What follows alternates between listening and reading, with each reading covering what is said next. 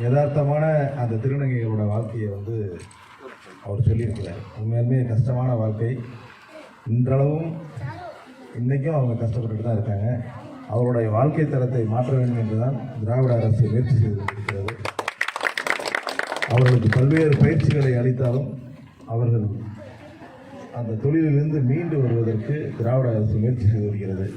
எனவே நீங்கள் அதற்கு ஒரு எடுத்துக்காட்டாக பல்வேறு தொழிலதிபர்களையும் நீதிபதிகளையும் அந்த திருநங்கைகளாக இருந்து வெற்றி பெற்றவர்களை நீங்கள் சொல்லி வைக்கிறீர்கள்.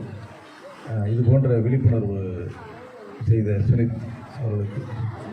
சுனித்குமார் அவர்களுக்கு எனது வாழ்த்துக்களை தெரிவித்துக் கொள்கிறேன். அவர்களுக்கு சிறிய பொன்னாடை பற்றி வாழ்த்துக்களை தெரிவித்துக் கொள்கிறேன். நன்றி.